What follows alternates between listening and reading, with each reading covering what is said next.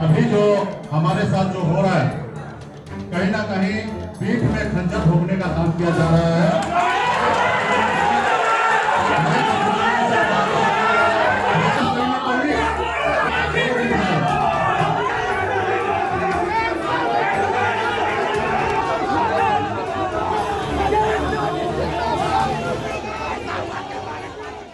बिहार विधानसभा चुनाव के मद्देनजर महागठबंधन में सीटों का ऐलान हुआ। ऐलान के बाद बगावत हो गई। जी हां, वीआईपी को सीट नहीं दिए जाने को लेकर वीआईपी का सीट का ऐलान नहीं किया गया, यानी विकासशील इंसान पार्टी का सीटों का ऐलान नहीं हुआ। और विकासशील इंसान पार्टी के जो राष्ट्रीय अध्यक्ष हैं मुकेश सहनी नाराज हो गए। नाराज होने के बाद तमाम तरीके की घटनाएं गतिविधियां हुई। उससे पहले हमारे साथ दो हमारे सहयोगी हैं। हम चर्चा करेंगे कि आखिरकार बिहार में विधानसभा चुनाव है और ऐसे में महागठबंधन में अगर सहयोगी दल वो भी मुकेश सहनी जैसा चेहरा बगावत कर ले तो क्या होगा। क्या महागठबंधन में सीटों का ऐलान नहीं होना चाहिए था मुकेश सहनी को लेकर? सबसे पहला बात, इससे ज्यादा बेइज्जती किसी के हो ही नहीं सकती कि घर में बुलाए और बिना खाना दिए, खाना के आइए हम खाना खिलाते हैं और लात मार के भगा दिए। वैसा स्थिति है। और मुझे लगता है कि महागठबंधन ने सीधे सीधे कुल्हाड़ी पर पैर रख दिया है। तो तेजस्वी के नेतृत्व के साथ साथ सवाल तो उनके चेहरे पर भी है कि ऐसा विश्वासघात क्यों? मैं पहले भी कहता रहा हूं कि ये नेतृत्व क्षमता है ही नहीं, आपको नेतृत्व करने आता ही नहीं। किसको कितना रिस्पेक्ट देना चाहिए, कैसे उनको मेंटेन करके रखना चाहिए। जो आदमी अभी तक वो चाहते तो महागठबंधन से बाहर हो जाते कुशवाहा की तरह पूरी तरीके से बगावत करके, लेकिन वो नहीं गए। आपके साथ दिन भर रहे, वो बता भी रहे हैं कि मैं दिन भर रहा, मुझे इतने के वादा किया गया था, मैं आपके साथ प्रेस कॉन्फ्रेंस में आया। प्रेस कॉन्फ्रेंस में बैठे हाथ उठाए हुए दिखाई दे रहे हैं, जीत का जो साइन होता है उस तरीके से, फिर भी उनके साथ ऐसा हुआ। अब यहाँ पे बड़ी बात यह है, इसको कहेंगे कि सारा गुड़ गोबर कर देना।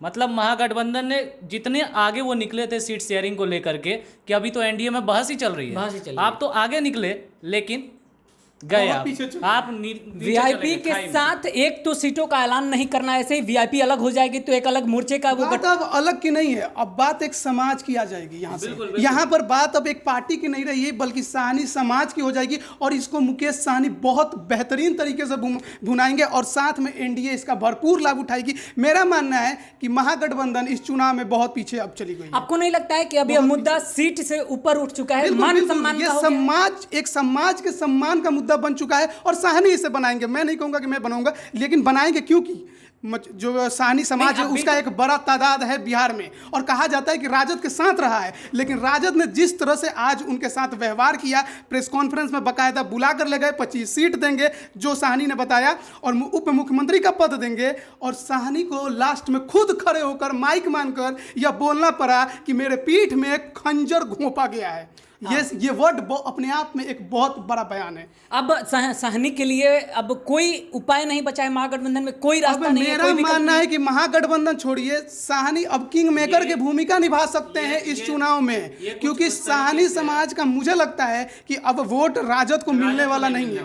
एक महिला नेत्री से भी हम बात कर रहे थे, वो रोते रोते हुए बोल रही थी, आप उनकी आंखों में देख सकते हैं। तो ये जो नाराजगी है वो तो समझ में आता है, लेकिन तेजस्वी ने ऐसा क्यों किया ये समझ में यही तो बात है कि दलित की राजनीति उफान पड़ती बिहार में, और दलित के साथ इस तरह का व्यवहार, और ये सिर्फ सहनी समाज नहीं होगा, एक पिछड़ा समाज के साथ इस तरह का व्यवहार आप कैसे कर सकते हैं? मैं ये कह रहा हूं कि ये सिर्फ सहनी समाज के साथ अगर ये मुद्दा बनेगा तो सिर्फ सहनी समाज नहीं आएगा इसमें। सहनी के अलावा जितने दलित हैं, पिछड़े जो भी हैं, जितने दलित पिछड़े लोग हैं, वो ये वोट बैंक कट गया। हम वहां से ग्राउंड रिपोर्टिंग कर रहे थे, उस दरमियान एक आवाज आई, एक नारे लग रहे थे कि ये तेजस्वी का माइंडसेट नहीं है, ये किसी और के इशारे पर काम हो रहा है। इशारा था कम्युनिस्ट की तरफ, सीपीआई एमएलए की तरफ। अब उस तरफ का अगर इशारा हो तो आप क्या कहेंगे? बात बताइए, नेतृत्व तेजस्वी कर रहे हैं और आप किसकी बात सुनेंगे? आप सीट सीपीआई को दे रहे हैं और सीपीआई के कहने से आप किसी का सीट काट दीजिएगा? ऐसा हो ही नहीं सकता है। अच्छा, एक बात, अहम मुद्दा हम लोग भूल रहे हैं, क्या कांग्रेस 70 सीटों पर विधानसभा का चुनाव लड़ने में सक्षम है? इसके लिए हम 2015 में चलते हैं, जहां पर 40 सीट उनके पास उम्मीदवार नहीं था कि 40 सीट पर उतारे, तो जदयू से कैंडिडेट लेकर उनके सिंबल पर वो चुनाव में उतरे, और आज वो 70 सीटों पर उतारने लायक उनके पास प्रत्याशी आ गया है।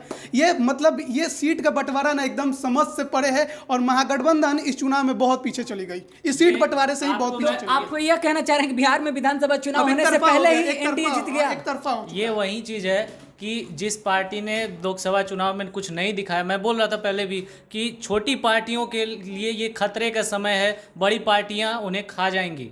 उपेंद्र कुशवाहा ने अपनी जान बचा ली, बसपा के साथ जाकर भले स्वतंत्र हो गए, वो चुनाव में कुछ कमाल करें या ना करें लेकिन पार्टी को बचा लिया। विकासशील पार्टी के साथ ये खंजर मारने का काम जो किया है, यानी ये मतलब ये अगर होता कि किसी को हजम नहीं होगा।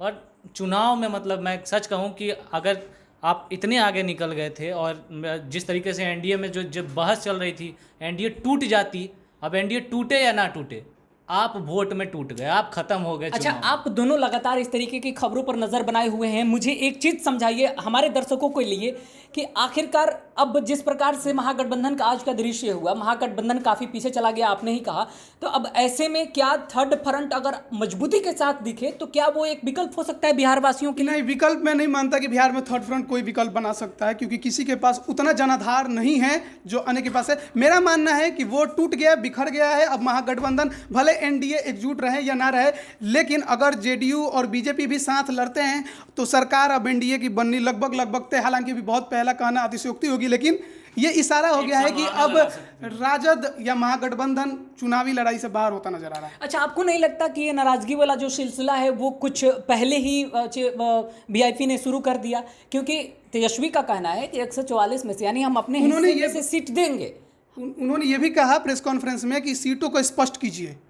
उन्होंने सीधे सीधे कहा, क्योंकि वो अब डर चुके हैं कि जिस तरह से अभी उनको बुलाकर जिस तरह से स्पष्टीकरण नहीं किया गया तो आगे चल के क्या किया जाएगा। हो सकता है उनके पास बाद में कोई ऑफर ही ना बचे। प्रेस कॉन्फ्रेंस से बड़ी जगह और क्या हो सकती है? आप जब सबके लिए सीटों का बंटवारा कर रहे हैं, कांग्रेस का बता दिया आपने, सीपीआई का बता दिया, सीपीआई तक का बता दिया आपने कि 29 सीट देंगे, तो वीआईपी जो आपके साथ पुरानी सहयोगी है आपकी, आप उसको नहीं बताइएगा कि आपको हम इतना सीट देंगे। मेरे पास मान लीजिए 144 सीट है, तो हम उसमें से मान लीजिए 4 भी तो आपको देंगे, या आप उनसे कह देते, नियत साफ हो तो ऐलान कर दीजिए। हाँ, या खड़े होकर बोल देते कि वीआईपी का ऐलान नहीं हुआ है, उन्हें हम अपने कोटे में से 4 सीटें देंगे या 2 सीटें देंगे, इतना भी कह देते। क्योंकि साहनी ने सीधे सीधे कहा है कि 25 सीटें उन्होंने कहा था तेजस्वी ने कि देंगे, उप मुख्यमंत्री का पद देंगे, ना दे उप मुख्यमंत्री का पद, लेकिन 25 सीटों का अगर देना था तो ऐलान कर सकते थे। नहीं किया है, मतलब नियत में खोट थी, कुछ अलग बात थी। जितना भी करना चाहते खड़े होकर बता देते कि भाई, या फिर ये भी बोल देते कि हम आगे इतना 10 सीट 12 सीट, या मेरा आपस में बातचीत चल रहा है। अगर बातचीत चल रहा है तो फिर साहनी से बात करके क्यों नहीं कॉन्फ्रेंस में बैठे?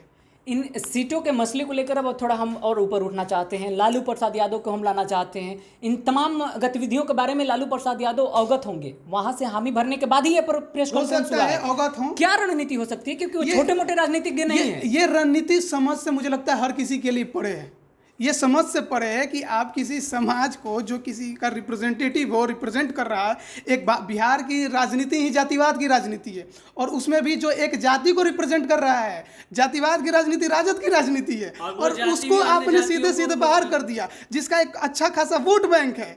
अति पिछड़ा का हमदर्द जो बनता है, और आज सीधे सीधे उसने बाहर कर दिया उस समाज के रिप्रेजेंटेटिव को। सीधे सीधे उसको कहना पड़ा कि मेरे पीठ में खंजर घोंपा गया है। सोचिए कि उसके अंदर अभी क्या दर्द होगा। और यह मैं मानकर चल रहा हूं कि अब साहनी समाज का वोट महागठबंधन को नहीं मिलने वाला। अब साहनी आने वाले भी नहीं है। मैं साहनी भी जोड़ दूं, और इस साहनी के अलावा और भी जितने समाज है जो उनसे उस तबके से आते हैं, उनका भी वोट छिटकेगा इनका। तो क्या सहनी के अलग होने से पप्पू यादव का वर्चस्व बढ़ेगा? क्योंकि वो भी उसी तबके के लोगों पर ज्यादा प्रभावी हैं। अब देखिए, ये देखना होगा कि सहनी का अगला कदम क्या होता है। ये हमें इंतजार करना होगा, क्योंकि उन्होंने कहा है कि स्पष्ट करने के लिए, क्या अब स्पष्ट करने का कुछ बचा नहीं है। जब पीठ में खंजर घोंपने का शब्द इस्तेमाल हो गया तो स्पष्ट करने का कुछ बचा नहीं है महागठबंधन में। सहनी को कदम उठाना है कि अब वो क्या करेंगे। ठीक है, इस बातचीत का दौर को हम कि अंत भला तो सब भला, लेकिन यहाँ अंत ही खराब हो गया है। सीटों का शुरुआत ही खराब है। तो अपने सपनों को, एक छोटा सा एंड जो होता है वो भी खराब हो गया है। अपने सपनों को तेजस्वी अपने आप ही तोड़ चुके। सुनिए, आप उसने अगर वो प्रेस कॉन्फ्रेंस देखा होगा तो उसने सुना होगा, ध्यान दिया होगा, तेज प्रताप ने तेजस्वी के कान में कहा, जब साहनी छोड़कर जाने लगे तो बोल रहे थे कि ई का बोल गया। ये तेज प्रताप का बोल था जो मैंने ध्यान दिया, उस तेजस्वी के कान में कह रहे थे ई का बोल दिया। अब इसका मतलब क्या था, ये समझना होगा कि क्या बोल दिया। क्या पहले से बात हुई थी इस पर? क्योंकि बात ऐसा तो नहीं लग रहा कि हुई थी। तो वो ऐसी बातें ये मुद्दे की बात तो यह है कि प्रेस कॉन्फ्रेंस से बड़ी ऐसी कोई जगह नहीं हो सकती है जहां पर सारी चीजें साफ कर ली जाए। लेकिन अब हालात बदल चुके हैं। महागठबंधन अभी रणभूमि में उतरने से पहले ही बिखरा हुआ नजर आने लगा है, क्योंकि जिस प्रकार का महागठबंधन का खेमा तेजस्वी ने तैयार किया है, उसमें कोई वैसा रणछोड़ दास नहीं दिखाई दे रहे हैं। अब ऐसे में अगर वीआईपी जैसी पार्टियां अगर नाराज हो जाए और वो भी सम्मान की बात को लेकर, अगर सीटों का मसला होता तो बात कुछ और होती, लेकिन सम्मान की बात पर अगर इस प्रकार का मसला होता है तो आप समझ सकते हैं कि मुद्दा कितना गर्म है। हथौड़ा चाहे पप्पू यादव का गठबंधन मार दे या फिर एनडीए का गठबंधन मार दे या फिर एनडीए से अलग होने वाले चिराग पासवान मार दे, हथौड़ा अगर मारने का बस देर है। देखने वाली बात है कि अगली रणनीति, अगली चाल क्या होने वाली है। वैसे हम आपकी जानकारी के लिए बता दें, ग्राउंड रिपोर्टिंग से हमें यह जानकारी मिली है कि वीआईपी की कोर कमेटी की बैठक अभी इसी वक्त की जा रही है और अगला ऐलान तभी होगा जब चिराग पासवान और मुकेश सहनी आपस में मिलेंगे, क्योंकि पहला विकल्प चिराग पासवान की तरफ अब मुकेश सहनी का इशारा है। देखने वाली बात है आगामी बिहार विधानसभा चुनाव में क्या होता है। इससे एक और चीज तय होगी कि लोजपा अब महागठबंधन में नहीं जाएगी अगर एनडीए से अलग होगी भी तो। लोजपा तो पहले भी नहीं जाती क्योंकि मोदी प्रेमी है। वही बोले, अगर कुछ थोड़ा बहुत बचा भी होगा चांस तो वो भी अब खत्म हो खत्म। तो ये नया फ्रंट बनेगा एनडीए का ही, और एक बेहतर फ्रंट मान सकते हैं। मुकेश भी नया, चिराग भी नया, बीजेपी का एक अलग गठबंधन एनडीए से बाहर बनेगा। तो क्या आपको लगता है कि चिराग भी नया, मुकेश भी नया, ये नए चेहरे का जो सिलसिला चला था, इस सब में चांदी बीजेपी की है। चांदी बीजेपी की है, बीजेपी की चांदी हो गई है बहुत ज्यादा। चलिए हम भी देखते हैं, आप भी रहिए हमारे साथ। जैसे ही और कोई जानकारी इससे जुड़ी हमारे पास आती है, चाहे वो महागठबंधन हो, मुकेश सहनी हो या चिराग पासवान, हम सबसे पहले लेकर आप तक पहुंचेंगे। नमस्कार। अभी जो हमारे साथ जो हो रहा है, कहीं ना कहीं पीठ में खंजर भोगने का काम किया जा रहा है।